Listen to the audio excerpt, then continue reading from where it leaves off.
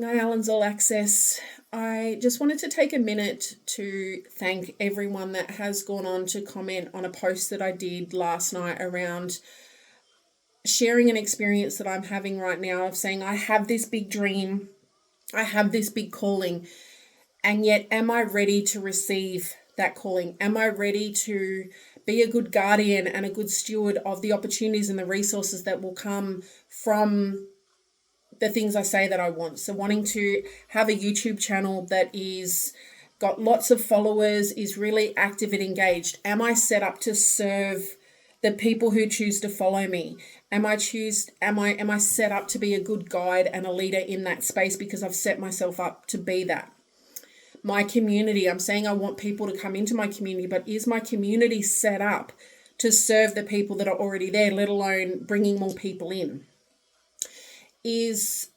Do I have the space and the energy to commit to these opportunities when they come, so that when people say yes, I'm prepared and ready to receive them to the best of my abilities. Now, there's a difference between using preparation as avoidance and taking responsibility to do the work you need to do within yourself, within your spirit, your body, your nervous system at a somatic level for the success and the abundance that you are calling in, versus avoiding building it. It's like building a house with straw rather than with steel. It's like build the foundation so that the house that you're building or the seeds that you're planting, you've prepared the ground to receive the seed, so that when the seed starts to take root, you can trust that it will grow in the best environment because you've done your part to give the dream, your vision, the best opportunity to flourish. And you've not just set the dream up to succeed, but you've set yourself up to receive what you're asking for. And that's a balance. So in the Indigenous culture, we have to play our part. So the Maori concept of mana is developing your own inner gifts and strengths. And in Indigenous cultures, our systems and our principles and practices is that we are a collective culture. And yet, in order to fulfill our obligations to the collective, to ensure that our individual efforts are contributing to the collective purpose, whether it's our family, our culture, our community, it doesn't mean the self-abandonment of the self or to the detriment of the self. Me being a mother to my children doesn't mean that I'm meant to burn out in the process of being their mother. Being an Aboriginal woman and an Indigenous woman who holds a leadership role in my community does not mean that serving the community means that I abandon myself or I burn myself out, because that is not self-sustaining. That is toxic obligation. There is a difference. And I wanted to really take this opportunity to go a little bit deeper into where I was coming from with, I guess, with this reflection around,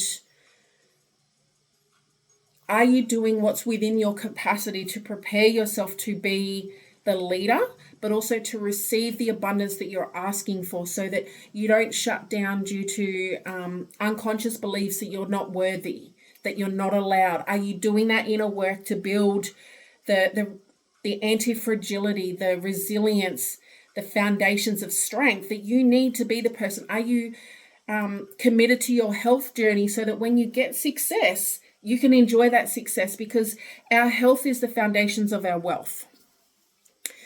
And if you're struggling with this,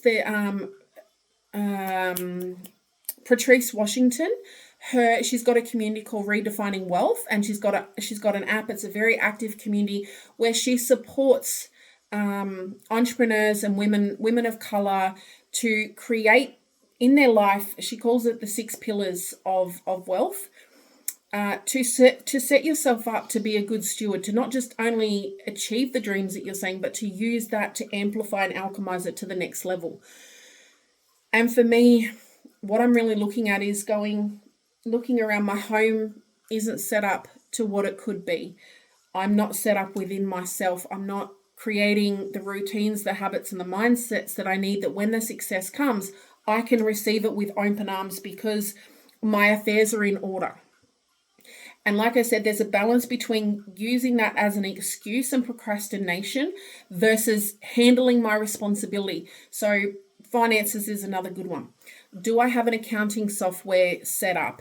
Am I doing monthly bookkeeping? Do I know my numbers? Do I know what I need to sustain the business? Do I know what the vision, what the financial forecast is for the vision to be sustainable? What is my take-home number of income that I need to be able to do this full time? How much do I need in savings or cash on hand to be able to catch me if things aren't going well? Is it easy for people to buy from me? And it's not about not having the answers to not take action. It's about what if this was easy? That's another thing to do, is what if this was easy? And it's from a place of play and joy as well, because I'm building my vision. I'm choosing to do this. No one's telling me that I have to. Yes, I've got a calling on my life from my ancestors in the universe, but doesn't mean that I have to accept that. So how am I showing up to do this work? Am I victimizing myself? Am I going, it's too hard and it's heavy? And it's sometimes in that heaviness that is the preparation, that's the arena. So I guess a good way to preface this is to tell the difference between what is the work of preparation and what is the work of avoidance, is that I know that if I suddenly got a big influx of people into my community who wanted to buy from me one-on-one sessions, I don't have the calendar set up to succeed to make it easy for them to book. I don't yet have my payment flows set up, my client journey set up. So these are things that I can sit down and create a project plan of going, what do I need in place to make this easy? And what can I learn from people who are already doing this? It's all in the community. Am I doing the lessons in the classroom and then executing on that knowledge? Am I creating space weekly to execute, to work on and to work in my dreams? And the difference between when something is meant for you versus when it's not, the things that are hard that are there to prepare us are there to stretch us. They're there to make us uncomfortable. They're not there to make us suffer or break us. If we are suffering in working towards our dreams, then we need to look, are we the cause of the suffering because of the way we're receiving and perceiving our situation? Or is it because we're doing something that is not ours to do? And this is spirit-led, this is soul-led, this is, for me in our Indigenous culture, this is being ancestrally guided. So mana, in the Māori concept, I'm not Māori, but it's an Indigenous concept that I'm practicing and leaning into, is the development of the individual into your gifts and your strength and your calling. Your purpose is to become yourself. Your purpose and your most important work is to develop and become yourself in such a way that when you are called upon to serve or lead your community, you can do so. And our gifts are the things that give us energy. They're the things that come to us with ease. Or we might need to do some work in them to develop them, but they are our natural gifts that within us that we were born with. And they're the things that have always kind of been with us or have become a part of us because of the things that we've been through and the journeys that we've been on. So when you sit in these questions, is in the Indigenous culture, we're not meant to go against our natural grain. We're meant to go with our natural flow. The most powerful way we can honor and serve our community, our ancestors, and strengthen where we are now, but also to leave a legacy and resources for generations to come. We think in 5 to 7 generations, is who I am today and the decisions I'm making going to benefit 7 generations from now? And if it's not, then it's not the right work. And my vision isn't meant to burn me out. My vision and my service to others and to the collective is not meant to be to the detriment of my well-being. Me being a mother isn't meant to be to the detriment of my own essence. I'm allowed to be a mother, and I'm allowed to be a woman as well, and I'm allowed to have my own dreams alongside having roles and responsibilities of what does it mean to be a mum, but who do I want to be in being that mum? What do my children need? versus just what they want and what's going to benefit them in this season, but also set them up to succeed in life when it's their time to leave my home. I am allowed to have my own aspirations and dreams alongside my calling and alongside my roles and responsibilities and my obligations as a mother and as an Indigenous woman to the collective of my family, my community, and my culture.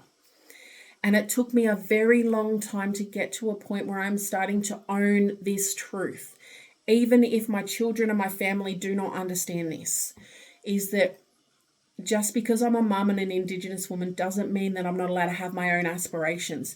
That when I am strong and well within myself, my love and my service comes from an overflow. It is self-sustaining because I'm only giving from what I have and where I am in an alignment with who I am and how I show up to love, how I show up to give.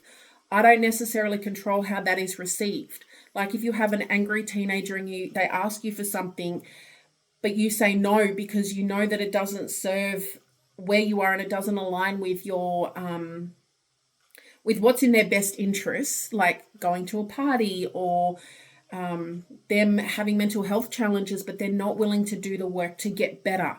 They're not putting in place the things, the tools and the resources that you're giving them. They're sitting in their own shit. They're sitting in their own mess, but they're not willing to do anything to build the capacity within themselves to get out. Then they're not going to like me in that season. They're not going to like who I am because it's my job to be there for them, but it's not my job to carry them the whole way. They have to get up and build the strength within themselves to be able to live life beyond me. And this has been a journey. I've ended a 20-year relationship with this realization. My oldest daughter went no contact when I turned around and I said, this is who I am. This is who I've always been, and this is who I'm going to be in my world, and this is what I'm building. And it shattered everything inside of me as a mum for my child to say that who I was and who I was choosing to be wasn't allowed in her life. And yet I knew that I couldn't abandon myself. I wasn't willing to pay the price of abandoning who I was to be the version of myself that was allowed in my husband and my daughter's life. And I had to accept that they were choosing. I had to let them choose. I released them and I said, this is who I am. I love you and I'm not leaving because I don't love you, to my ex-husband. But this is who I am and that's who you're choosing to be, and those two don't mix. He didn't choose to fight for us. He didn't choose to become who he needed to become so we could be together. So I let him go. And in that, my daughter chose to go with her dad. I haven't been with my daughter in 17 months. And yet I still would make the same decisions. So in this season, I'm laying the foundations for my life, in my nervous system, in my mind, in my spirit, to build my self-worth, to build my self-respect, my self-trust, that when an opportunity comes, I know I can be trusted with that opportunity, that I can be trusted and I have the integrity and the systems and structures in place to receive that opportunity, to receive, if a person chooses me to be their coach or to be in my community, it's the most powerful place that I can make it that's in alignment with who I am and what I'm capable of bringing to the table. This isn't about burning ourselves out. It's not about procrastination. It's about going that little bit deeper to ask myself, what do I need to do? What can I do to be ready to receive this success, to be the guide, the leader that I need to be in order to be ahead of this community? So it's my Kung Fu Panda season. And it's my Moana season. It's where, so in Moana, she is an islander girl. She's the chief's daughter and she's called to be this leader, but it doesn't resonate. It doesn't align with her. It just doesn't fit her. She keeps getting called to the water and her father keeps telling her that that's not who her people are. This is just the way things have always been. But then the ancestors call her grandmother guides her, her ancestors in the ocean chose her to remind their people of who they were before the trauma came, before they lost their connection with their heart and their essence. And in order to do that, she had to go first. She had to go and become the wayfinder. She had to reclaim and remember who they were before the trauma and before they lost that connection with themselves, before her people would understand. So she had to go against her father. She had to go against her own doubts. And every situation was an opportunity where she was given a choice to go all in and learn and become prepared through the showing up or not. So Moana had to get in the boat in order to learn how to be a wayfinder. She didn't know how to wayfind. She just knew that she heeded the ancestors' call. She got the vision. She got the calling, and she had to accept that within herself. And she became prepared by getting in the boat and getting on the ocean. She asked the ocean for help when she needed it, but she also did what she needed to do when she was given the chance. Kung Fu Panda is the same. Kung Fu Panda was chosen, and nobody believed in him except the turtle. I forget what the turtle's name is. The universe and the turtle chose Kung Fu Panda, but he didn't believe in himself, and everyone else damn sure didn't believe in him. But it was only through his inner peace, his inner acceptance, that each next level became available to him. And this is your opportunity to go, what does preparation look like in this season? And the difference between preparing yourself and being ready versus stalling and procrastination. So I hope this helps in some way. I will share some resources around Indigenous concepts that I'm using. So one is life weaving. And this is something that that Tahira and Lakeisha asked me for, and I'll share here. So balance does not work for me. The Western concept of balance and juggling just do not work for me as an Indigenous woman and as a mother, because there is no such thing as balancing. However, weaving as a concept is something that resonates. So this is weaving in the Aboriginal concept. This is called a dilly bag, and it holds my ceremonial clapsticks. And these are what I use for ceremony and grounding. And this is weaving that was created to carry. This is medicine bag. And then the weaving it has to start with a coil. It starts with the coil first before it can become a piece. So, and you've got the threads and the strands that are creating the weaving piece, but then you've got the strand that is weaving everything together. So for me, the core of everything of my life is reclaiming who I am and being heart-led. The fact that I'm a woman who has a vision that is bigger than herself, and I have the courage to step into that. And love is my coil. So what is the seed of your tree? What is the root of who you are? And the threads that I'm weaving together are motherhood, entrepreneurship, being an athlete, being an entrepreneur and a founder, being an Indigenous woman, being an auntie, and being a daughter. Like, these are the roles that I'm weaving together. And when I'm weaving, when I let go of being a mother and I pick up my entrepreneurship strand, is what I'm doing in entrepreneurship honoring and strengthening my role as a mother? Is it providing for my children? Do my children feel like they're beneficiaries of me being an entrepreneur? And what I mean by that is me choosing to be in business to the benefit of my children, or is it to the detriment? Did I go into business just to create a 50-hour job for myself that takes me away from my children, and my children might be financially provided for, but they're not emotionally provided for? They don't have a present mother who they feel is contributing to their well-being, is engaged in their life, and can financially provide for us as a single mother. And then, is me being a mother allowing me to also be an entrepreneur, so that when I put my business down and I pick up my children, am I parenting in a way that sets my business up for success? And what I mean by that is, am I setting my children up to be independent of me, to be interdependently independent? And what I mean is that they know that I'm there for them, and they have the skills to be there for themselves as well. So that if they want to do something, say they want to do a sport, they have to be a participant in setting up. They have to be willing to do the work, prepared to do the training. I'm not here to nag them to pursue their dreams and their potential. My job is to put a roof over their head, is to love them, to feed them, and to guide them as necessary. But I'm not here to force them to step into their potential. I'm not a soccer parent.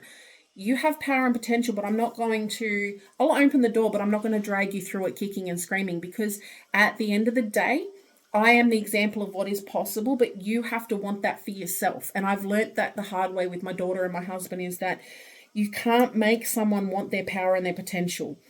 I'm not here to fix people's pain points. I'm not interested in working with people that are only driven by pain. I'm committed to working with people who are driven or called by the potential of something. It might start from pain, but they are willing to go deeper, and they are willing to go further, and willing to show up in a more powerful way, because they're compelled or called by the potential of what if. Not the what if I can't, but what if I could. The curiosity, the potential of the opportunity on the other side of their fear is what drives them. It's not the fixing of the pain.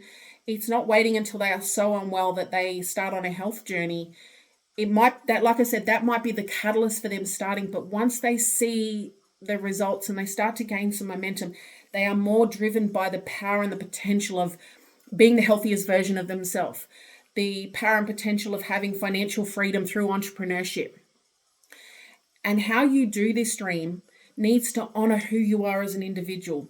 Yes, but it's also an act of co-creation. Another Indigenous concept is that our dreaming is not in isolation. It is in contribution to the collective.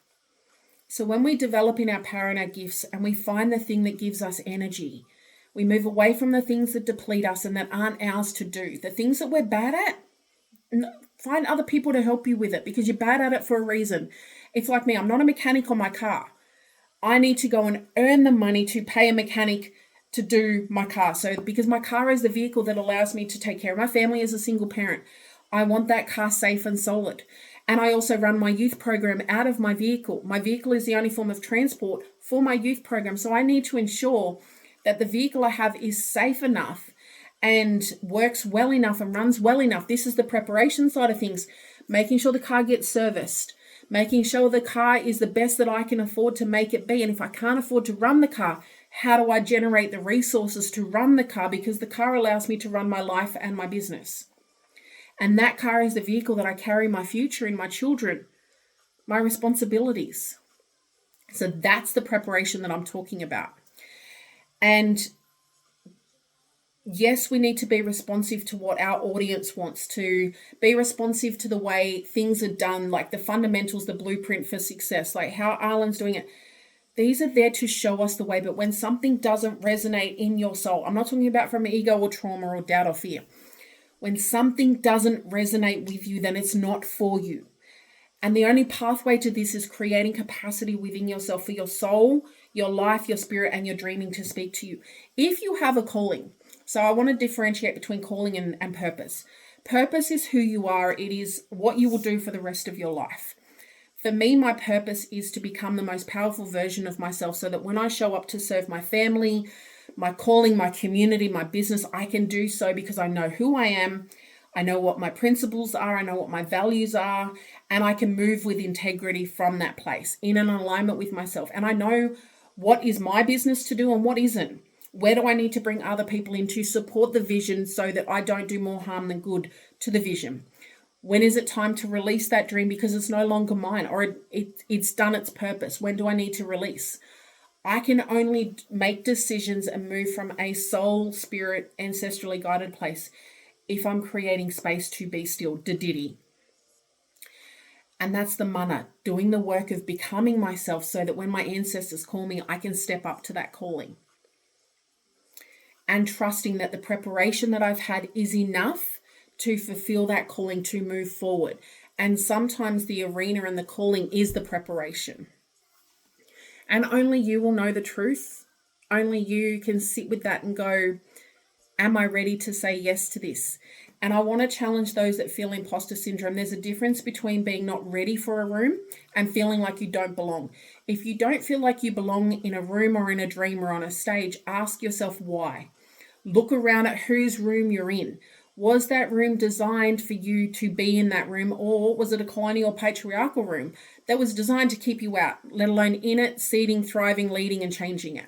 So if you don't feel like you belong, it's probably because you don't. And if you're in that room, it has to be for a reason. You are called to be the person to bring change to that room. So trust in that versus stepping into a role or a room that you're not ready for. And you need to sit with it and go, do I need to step back and prepare a little bit more? So it's like going to the gym. A gym is a good analogy. When you walk into a gym, what is your background? What are you coming into the gym with? Do you already have a good foundation of and the fundamentals of exercise and conditioning and health to be able to take on a higher program? So for example, if you're someone who hasn't done anything in your body for 5 years, for whatever reason, and you come into the gym and you don't sit with a trainer to go, okay, what's a good starting place and what does a plan look like? You go, nah, I'm just going to go out of ego or shame or avoidance or whatever. You go, nah, I'm here. I'm just going to go straight to the treadmill and I'm going to train myself. I don't need any help. And then you're going to start, you look at what the person next to you is doing and you go, okay, I think I can do that. And you go and start lifting weights with no fundamentals, no foundations. You're going to injure yourself. It's just stupid. And it's ego or it's trauma driven.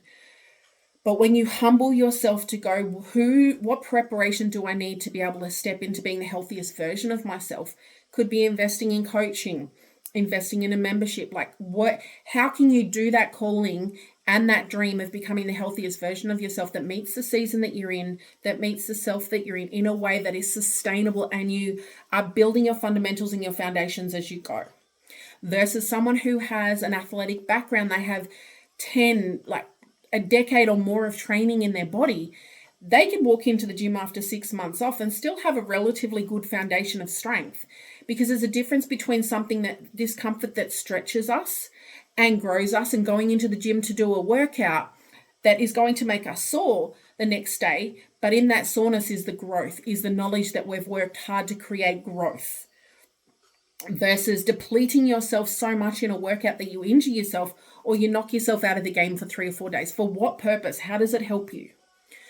I hope this rambling has made some sense in the difference between preparation and procrastination, and that through the Indigenous concept of deep listening is quiet contemplation, allowing your life to guide you, and understanding that everything has its season, everything has its timing, and it's not about being complicit and sitting back and waiting. It's trusting that if you're doing your part and you're showing up and preparing yourself from your gifts, that is enough to be ready for what's to come next. It's an act of co-creation. Dreaming is an act of co-creation. If you have a calling or a dream, talk to your dreaming like it's an entity, like it's a spirit. Ask it what it needs from you to come through you into the world. Ask your community what it needs from you, but do your service in a way that is in alignment with who you are, not from ego and trauma, but from truth. Because if a fruit tree tries to become something else, it can't be anything other than what it is. It's like trying to put a fish on dry land and asking it to run. Of course it's going to fail, because it's not meant for dry land. It is meant for water. So trusting and finding your natural flow in your zone of your gifts and your strength, your mana, and trusting that to be the place that you serve from.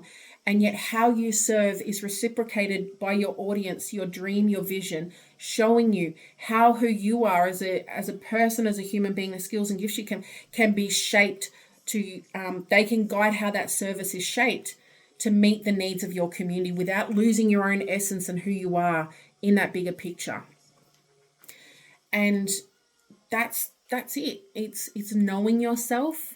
It's getting to know your strengths and your gifts, and it's also trusting that it is an act of co-creation, that sometimes the taking of the action is the preparation, but it's also sitting with yourself and going, who do I need to be to receive this dream? What needs to be in place so that this dream, when it comes, I can alchemize it and amplify it?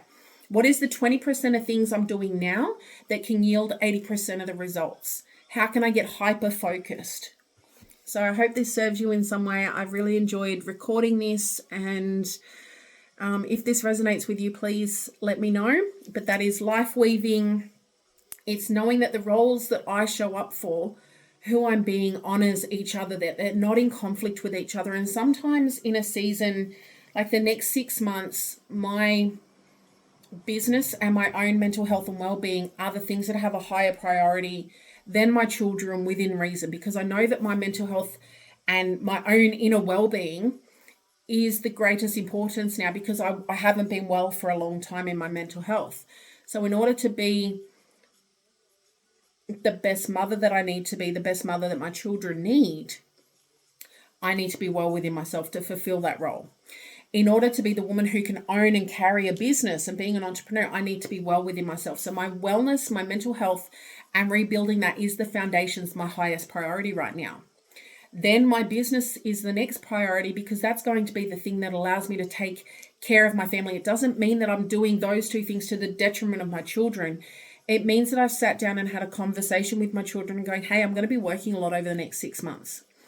Our finances are down to the absolute fundamentals. Our money trees are very, very small right now. So we need to make the most of what we've got, and trusting that in Namika, in this being a family business, in that my twins, my older children, my teens carry their fair share of the life admin, the homework, in terms of helping out with the washing and the laundry and the dinners and the dishes, like the chores around the house. I'm not carrying the admin of the home. I'm not carrying the load of that, and I'm a single parent. So my kids are expected to step up. This is a family business, and this is how they're contributing to this, because they are beneficiaries of how financially resource the business becomes. As the business grows and the resources grow, they become beneficiaries of that. So how are they contributing to that? Am I sharing the vision in a way with them that they see themselves as beneficiaries of it, but allowing them buy into the vision as well? So my children said that's fine, but they want quality time at least 2 times a week. And if they see that my business is becoming detrimental to my mental health, they'd prefer me to quit and take a normal job than to be trying to build a business that is causing me to be mentally unwell again. They don't want to lose me to that. So that is life weaving, that when I'm being an entrepreneur, it needs to honor my children. It needs to honor my culture. So what I'm doing, what I'm choosing to do, needs to honor and allow me to fulfill the roles and obligations of my other roles, but in a way that is built from my foundations, that it is self-sustaining, that it has its own energy source, because I'm in alignment. Deep listening is about culturally creating the space and ceremony to be guided by spirit and soul and your dreaming. Talk to your business, talk to your customers, talk to your ideal avatar as a spirit, as an entity. They will guide you in how you can show up, and allow your community, your business, your offerings to be co-created between who you are and the need in the world. And then that can be woven together in a way that honors your well-being and your gifts, but also honors a need in the world. Big love, and I hope this honors and serves someone.